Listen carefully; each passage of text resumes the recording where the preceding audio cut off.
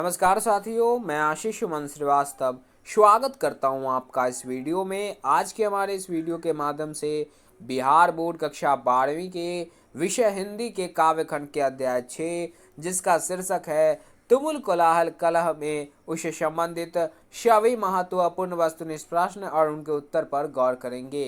तो चलिए वीडियो को आगे बढ़ाते हैं और बिहार बोर्ड कक्षा 12वीं के विषय हिंदी के काव्य खंड के अध्याय 6, जिसका शीर्षक है तुमुल कोलाहल कलह में, उससे संबंधित सभी महत्वपूर्ण वस्तुनिष्ठ प्रश्न और उनके उत्तर पर गौर करते हैं। तो चलिए हमारा पहला प्रश्न है कि तुमुल कोलाहल कलह में शीर्षक के रचनाकार कौन है। तो हम आपको बता दें कि तुमुल कोलाहल कलह में शीर्षक के रचनाकार जयशंकर प्रसाद हैं। तो इस प्रकार से हम ये कह सकते हैं कि प्रश्न संख्या 1 का जो सही उत्तर है वो ऑप्शन अ यानी कि जयशंकर प्रसाद होगा।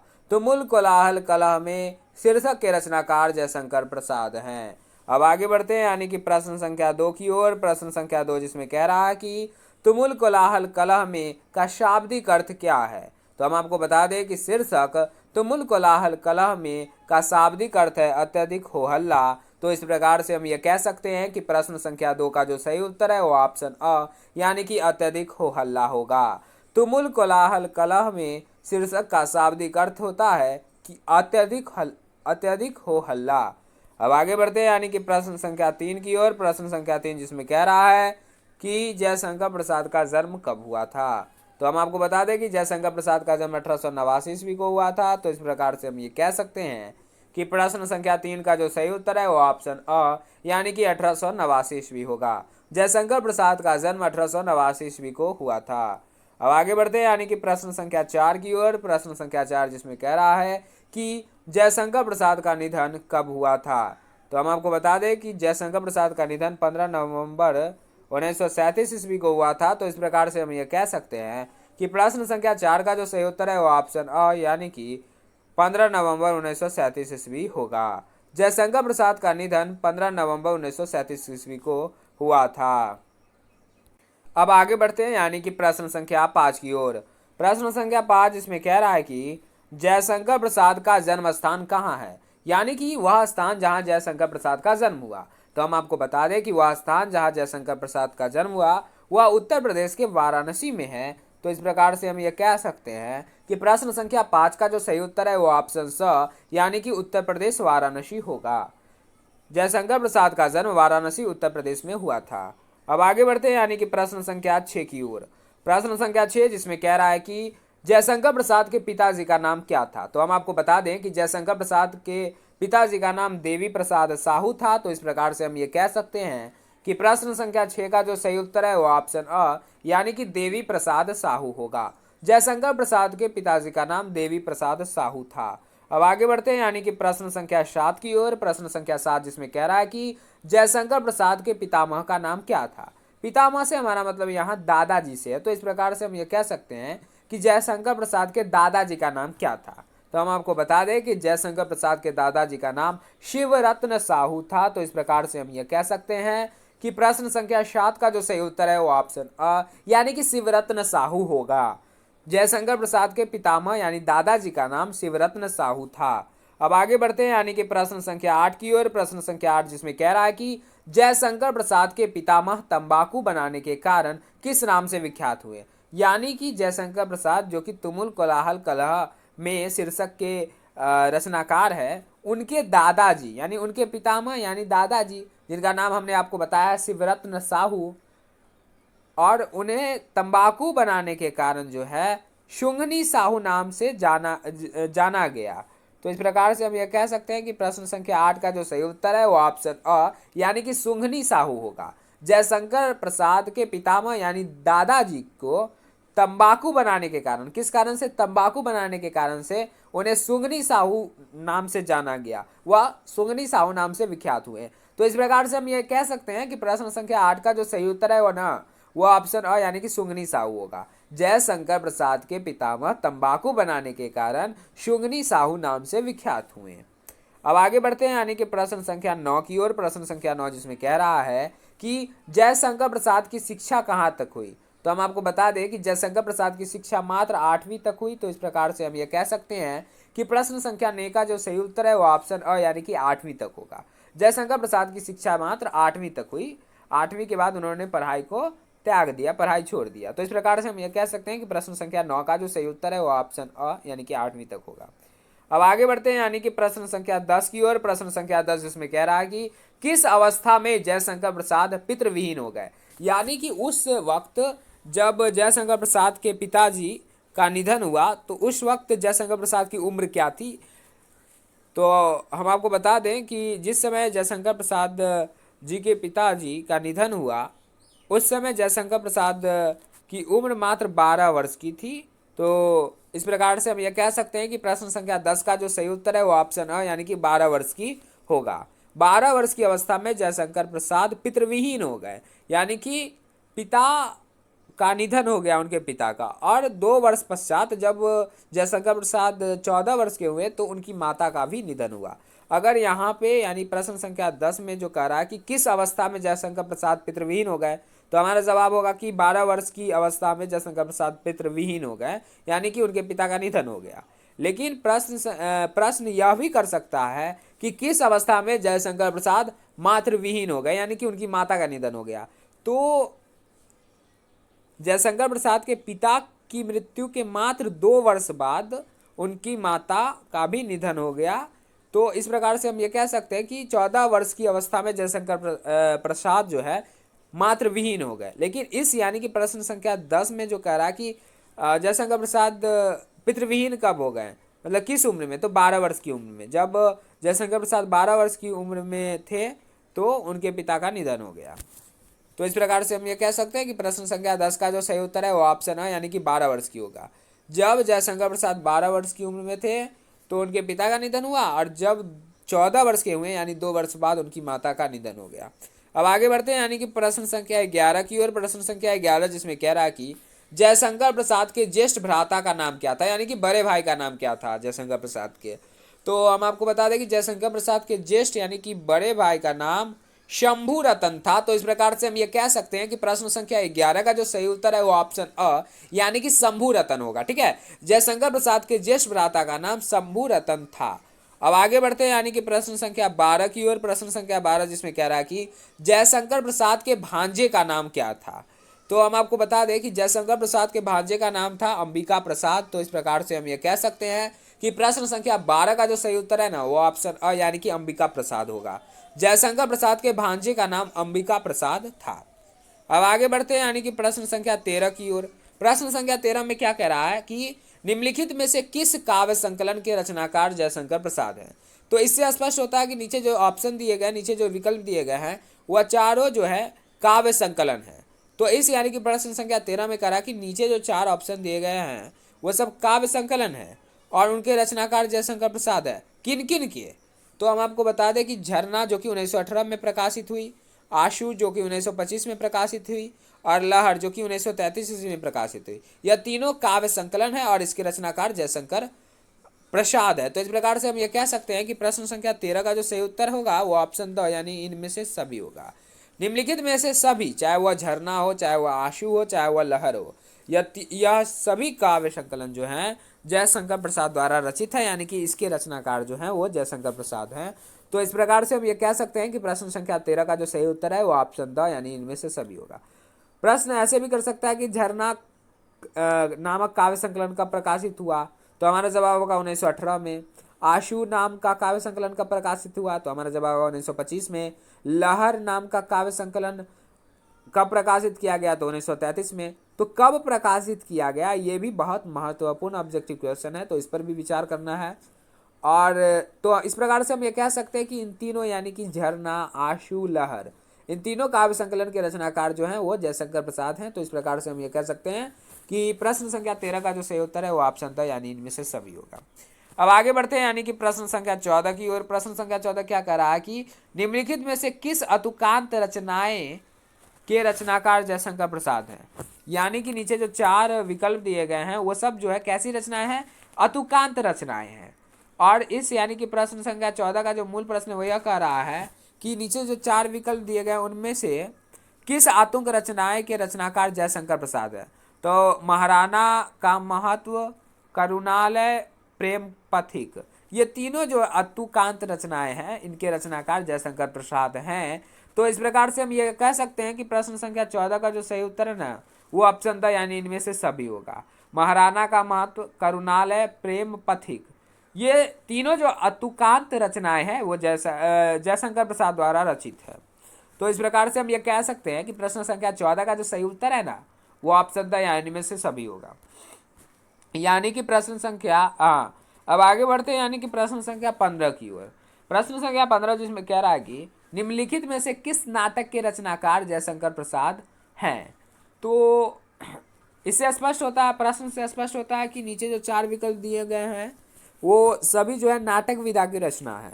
ये भी प्रश्न कर सकता है एग्जाम में कि कल्याणी परिणय किस विधा की रचना है। तो हमारा जवाब होगा नाटक विधा की रचना है। प्रायश्चित तो नाटक, राजश्री तो नाटक। प्रश्न ये भी कर सकता है कि कल्याणी परिणय कब प्रकाशित किया गया। तो हमने आपको बताया है कि कल्याणी परिणय 1912 में, प्रायश्चित 1914 में, राजश्री 1915 में प्रकाशित हुआ। लेकिन फिलहाल इस यानी कि प्रश्न संख्या 15 का जो मूल प्रश्न है वो यह कह रहा है कि निम्नलिखित में से किस नाटक के रचनाकार जयशंकर प्रसाद है। तो हम आपको बता दें कि जयशंकर प्रसाद जो है वो कल्याणी परिणय, प्रायश्चित और राजश्री इन तीनों नाटक के रचनाकार है। तो इस प्रकार से हम ये कह सकते हैं कि प्रश्न संख्या 15 का जो सही उत्तर है वो ऑप्शन द यानी इनमें से सभी होगा। और ये तीनों, चाहे वो कल्याणी परिणय हो, चाहे प्रायश्चित हो, चाहे राजश्री हो, ये सभी जो है यह नाटक विधा की रचना है। और कब कब प्रकाशित की गई हम आपको बता चुके हैं। कल्याणी परिणय 1912 में, प्रायश्चित 1914 में और राजश्री 1915 में। तो फिलहाल इस प्रश्न संख्या 15 का जो सही उत्तर है वो ऑप्शन था, यानी इनमें से सभी होगा। अब आगे बढ़ते हैं, यानी कि प्रश्न संख्या 16 की ओर। प्रश्न संख्या 16 जिसमें कह रहा है कि निम्नलिखित में से किस नाटक के रचनाकार जयशंकर प्रसाद हैं। तो ये जो 4 विकल्प दिए गए हैं ये भी नाटक ही है और इसके रचनाकार, इन तीनों के रचनाकार जयशंकर प्रसाद है। चाहे वो विशास्त्र हो, चाहे वो कामना हो, चाहे वो जन्मेजय का नागयज्ञ हो, ये तीनों जो है नाटक है और इसके रचनाकार जो है जयशंकर प्रसाद है। तो इस प्रकार से हम ये कह सकते हैं कि प्रश्न संख्या 16 का जो सही उत्तर है वो ऑप्शन द यानी कि इनमें से सभी होगा। तो अब आगे बढ़ते हैं, यानी कि प्रश्न संख्या 17 की ओर। प्रश्न संख्या 17 में वो भी वही प्रश्न है, लेकिन इसका विकल्प को परिवर्तन कर दिया गया, यानी चेंज कर दिया गया है। प्रश्न संख्या 17 में कह रहा है कि निम्नलिखित में से किस नाटक के रचनाकार जयशंकर प्रसाद है। तो इससे स्पष्ट होता है कि विकल्प में जितना भी उत्तर है, मतलब विकल्प में जितना भी विकल्प दिया गया है सभी जो है नाटक विधा की रचना है। चाहे वह स्कंद गुप्त हो, चाहे वो एक घुट हो, चाहे वह चंद्रगुप्त हो। और यह तीनों जो नाटक है कब प्रकाशित की गई, तो ये हम आपको बता चुके हैं 1926, 1928 और 1931 में क्रमशः स्कंदगुप्त, एकघुट, चंद्रगुप्त प्रकाशित की गई। और इसके रचनाकार की अगर बात करें, यानी कि इनके रचनाकार कौन है, तो इनके रचनाकार जो हैं वह जयशंकर प्रसाद हैं। तो इस प्रकार से हम ये कह सकते हैं कि प्रश्न संख्या 17 का जो सही उत्तर है ना वो ऑप्शन द यानी इनमें से सभी होगा। द यानी इनमें से सभी होगा, चाहे वह स्कंदगुप्त हो, चाहे एकघुट हो, चाहे चंद्रगुप्त हो। इन तीनों के रचनाकार जो हैं जयशंकर प्रसाद है और यह तीनों नाटक विधा की रचना है और कब प्रकाशित की गई हम आपको बता चुके हैं। अब आगे बढ़ते हैं, यानी कि प्रश्न संख्या 18 की ओर। प्रश्न संख्या 18 जिसमें कह रहा है कि निम्नलिखित में से किस कथा संग्रह के रचनाकार जयशंकर प्रसाद हैं। अब कथा संग्रह है ये, यानी कि जो 4 विकल्प दिए गए हैं नीचे, ये जो विकल्प हैं ये सभी विकल्प जो है कथा संग्रह है, ठीक है। और इनके रचनाकार, इन सभी के रचनाकार जो है हम आपको बता दें कि जयशंकर प्रसाद है। चाहे वह छाया हो, चाहे वो प्रतिध्वनि हो, चाहे वो इंद्रजाल हो, यह तीनों जो है वह एक कथा संग्रह है और इसके रचनाकार जयशंकर प्रसाद हैं। तो इस प्रकार से हम ये कह सकते हैं कि प्रश्न संख्या 18 का जो सही उत्तर है ना वो ऑप्शन था, यानी कि इनमें से सभी होगा। चाहे वह छाया हो, चाहे प्रतिध्वनि हो, चाहे वह इंद्रजाल हो, यह तीनों जो कथा संग्रह है उनके रचनाकार जयशंकर प्रसाद है। और कब प्रकाशित की गई ये तो लिखा ही हुआ है। अब आगे बढ़ते हैं, यानी कि प्रश्न संख्या 19 की ओर। प्रश्न संख्या 19 जिसमें कह रहा है कि निम्नलिखित में से किस उपन्यास के रचनाकार जयशंकर प्रसाद हैं। तो अगर हम बात करें कंकाल की, जो कि 1929 में प्रकाशित हुई, तितली की बात करें तो 1934 ईस्वी में प्रकाशित हुई, और इरावती जो कि 1940 ईस्वी में प्रकाशित हुई। और यह तीनों जो है वो उपन्यास है और इसके रचनाकार जयशंकर प्रसाद है। तीनों के रचनाकार जयशंकर प्रसाद हैं, इसलिए हम यह कह सकते हैं कि प्रश्न संख्या 19 का जो सही उत्तर है वो ऑप्शन द यानी कि इनमें से सभी होगा, है ना, इनमें से सभी होगा। निम्नलिखित में से सभी उपन्यास जो है वो जयशंकर प्रसाद द्वारा रचित है, चाहे वह कंकाल हो, चाहे तितली हो, चाहे इरावती हो। प्रश्न ऐसे भी कर सकता है कि कंकाल किस विधा की रचना है, तो कंकाल जो है वह उपन्यास विधा की रचना है, इसके रचनाकार जयशंकर प्रसाद है और यह 1929 में प्रकाशित की गई। तो ये सारी बातें भी पूछ सकती हैं बोर्ड एग्ज़ाम में। तो इस प्रकार से हमें अच्छी तरह से समझना होगा। अब आगे बढ़ते हैं यानी कि प्रश्न संख्या 20 की ओर। प्रश्न संख्या 20 जिसमें कह रहा है कि निम्नलिखित में से किसके रचनाकार जयशंकर प्रसाद हैं, यानी नीचे जो 4 विकल्प दिया गया है उनमें से कौन सी रचना जो है वो जयशंकर प्रसाद की है, यानी जयशंकर प्रसाद द्वारा रचित है।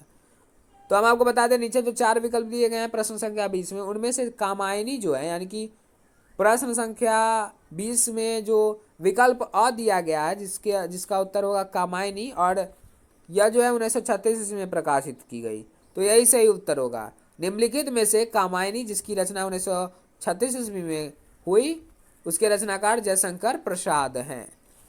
तो इस प्रकार से हम यह कह सकते हैं कि प्रश्न संख्या 20 का जो सही उत्तर है ना वो ऑप्शन अ यानी कि कामायनी होगा।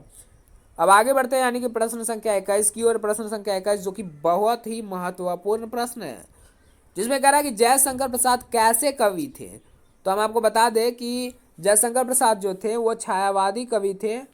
तो इस प्रकार से हम ये कह सकते हैं कि प्रश्न संख्या 21 का जो सही उत्तर होगा ना वो ऑप्शन स यानी कि छायावादी होगा। जयशंकर प्रसाद कैसे कवि थे, तो जयशंकर प्रसाद छायावादी कवि थे। अब आगे बढ़ते हैं यानी कि प्रश्न संख्या 22 की ओर। प्रश्न संख्या 22 इसमें कह रहा है कि जयशंकर प्रसाद किस काल के कवि हैं। ये भी बड़ा महत्वपूर्ण प्रश्न है, प्रत्येक वर्ष पूछे जाते हैं कि कौन लेखक किस काल के हैं। तो फिलहाल अभी हम जयशंकर प्रसाद की बात कर रहे हैं, तो जयशंकर प्रसाद जो हैं वो आधुनिक काल के कवि हैं। तो इस प्रकार से हम ये कह सकते हैं कि प्रश्न संख्या 22 का जो सही उत्तर है ना वो ऑप्शन द यानी कि आधुनिक काल होगा। जयशंकर प्रसाद आधुनिक काल के कवि हैं। अब आगे बढ़ते हैं यानी कि प्रश्न संख्या 23 की ओर। प्रश्न संख्या 23 जिसमें कह रहा है कि शीर्षक तुमुल कोलाहल कलह में जयशंकर प्रसाद की किस प्रबंध काव्य से ली गई है, यानी कि अभी जिस चैप्टर का हम ऑब्जेक्टिव क्वेश्चन कर रहे हैं यानी कि वस्तुनिष्ठ प्रश्न कर रहे हैं उसका शीर्षक हम सभी जानते हैं कि तुमुल कोलाहल कलह में है। तो इसे यानी कि प्रश्न संख्या 23 में कह रहा है कि यही जो शीर्षक है तुमुल कोलाहल कलह में वह जयशंकर प्रसाद के किस प्रबंध काव्य से ली गई है। तो हम आपको बता दें कि यह जो है शीर्षक तुमुल कोलाहल कलह में यह जयशंकर प्रसाद के कामायनी प्रबंध काव्य से ली गई है, और कामायनी की रचना जो है 1936 ईस्वी में हुई। तो इस प्रकार से हम ये कह सकते हैं कि प्रश्न संख्या 23 का जो सही उत्तर है वो ऑप्शन अ यानी कि कामायनी होगा। शीर्षक तुमुल कोलाहल कलह में जयशंकर प्रसाद की कामायनी प्रबंध काव्य से ली गई है। कामायनी जो कि बड़ा महत्वपूर्ण है, हमें याद रखना चाहिए कि कामायनी की रचना जो है जयशंकर प्रसाद ने की है 1936 ईस्वी में। अब आगे बढ़ते हैं यानी कि प्रश्न संख्या 24 की ओर। प्रश्न संख्या 24 इसमें कह रहा है कि जयशंकर प्रसाद ने किस भाषा में अपनी काव्य रचना की, यानी कि जयशंकर प्रसाद ने जो भी काव्य लिखा वह किस भाषा में लिखा। तो हम आपको बता दें कि जयशंकर प्रसाद ने खड़ी बोली भाषा में अपनी काव्य रचना की। तो इस प्रकार से हम ये कह सकते हैं कि प्रश्न संख्या 24 का जो सही उत्तर होगा ना वो ऑप्शन ब यानी कि खड़ी बोली होगा। अब आगे बढ़ते हैं यानी कि प्रश्न संख्या 25 की ओर। प्रश्न संख्या 25 जो कह रहा है उसमें है कि प्रसाद जी की किस कृति में आधुनिक मानव की मार्मिक समीक्षा की गई है, यानी कि प्रसाद जी से हमारा मतलब जयशंकर प्रसाद जी से है। तो जयशंकर प्रसाद जी की किस कृति से मतलब उनके द्वारा कौन सी रचित रचना में आधुनिक मानव की मार्मिक समीक्षा की गई है। तो हम आपको बता दें कि कामायनी जो है जिसकी रचना 1936 ईस्वी में हुई उसमें प्रसाद जी की वह कृति है कामायनी जिसमें आधुनिक मानव की मानविक समीक्षा की गई है। तो इस प्रकार से हम ये कह सकते हैं कि प्रश्न संख्या 25 का जो सही उत्तर होगा ना वो ऑप्शन ब यानी कि कामायनी होगा, और इसकी रचना जो है 1936 ईस्वी में हुई थी। प्रश्न ऐसे भी कर सकता है कि कामायनी जिसकी रचना 1936 ईस्वी में की गई उसके रचनाकार कौन है, तो हमारा जवाब होगा जयशंकर प्रसाद। अब आगे बढ़ते हैं यानी कि प्रश्न संख्या 26 की ओर। प्रश्न संख्या 26 इसमें कह रहा है कि इसमें एक पंक्ति दिया गया, पंक्ति यह कि विकल होकर नित्य चंचल। और इस प्रश्न में यह कह रहा है कि यह जो पंक्ति है वह किस पाठ शीर्षक से लिया गया है। तो अभी जो है हम लोग तुमुल कोलाहल कलह का ऑब्जेक्टिव क्वेश्चन कर रहे हैं। तो इस प्रकार से हम समझ सकते हैं कि विकल होकर नित्य चंचल जो है वह पंक्ति पाठ के तुमुल कोलाहल कलह में शीर्षक से लिया गया है। तो इस प्रकार से हम ये कह सकते हैं कि प्रश्न संख्या 26 का जो सही उत्तर है ना वो ऑप्शन अ यानी कि तुमुल कोलाहल कलह में होगा। अब आगे बढ़ते हैं यानी कि प्रश्न संख्या 27 की ओर, जिसमें भी एक पंक्ति दिया गया। पंक्ति है चीर विषाद विलीन मन की, और कह रहा है कि यह पंक्ति पाठ के किस शीर्षक से लिया गया। तो तुमुल कोलाहल कलह से में शीर्षक से लिया गया है। तो इस प्रकार से हम ये कह सकते हैं कि प्रश्न संख्या 27 का जो सही उत्तर है वो ऑप्शन अ यानी कि तुमुल कोलाहल कलह में होगा। अब आगे बढ़ते हैं यानी कि प्रश्न संख्या 28 की ओर। प्रश्न संख्या 28 इसमें कह रहा है कि जहां मरु ज्वाला धधकती है, यह पंक्ति पाठ के किस शीर्षक से लिया गया है। तो हम आपको बता दें कि जहां मरु ज्वाला धधकती है पंक्ति पाठ के तुमुल कोलाहल कलह में शीर्षक से लिया गया। तो इस प्रकार से हम यह कह सकते हैं कि प्रश्न संख्या 28 का जो सही उत्तर है वो ऑप्शन अ यानी कि तुमुल कोलाहल कलह में होगा।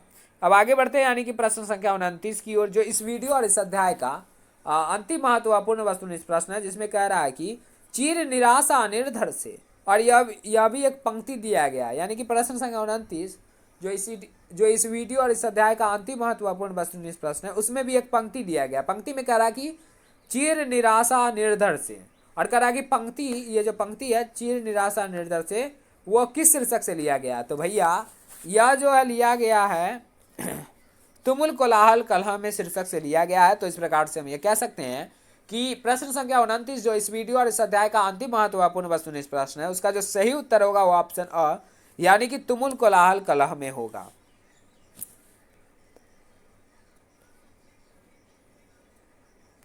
तो इस प्रकार से हम ये कह सकते हैं कि इस वीडियो की समाप्ति के बाद हम बिहार बोर्ड कक्षा 12वीं के विषय हिंदी के काव्यखंड के अध्याय 6 जिसका शीर्षक था तुमुल कोलाहल कलह में, उससे संबंधित सभी महत्वपूर्ण वस्तुनिष्ठ प्रश्न और उनके उत्तर पर गौर कर चुके हैं। अब आगे वीडियो में यानी अगले वीडियो में हम बिहार बोर्ड कक्षा 12वीं के विषय हिंदी के काव्यखंड के अध्याय 7 जिसका शीर्षक होगा पुत्र वियोग, उससे संबंधित सभी महत्वपूर्ण वस्तुनिष्ठ प्रश्न और उनके उत्तर पर गौर करेंगे। तब तक के लिए धन्यवाद।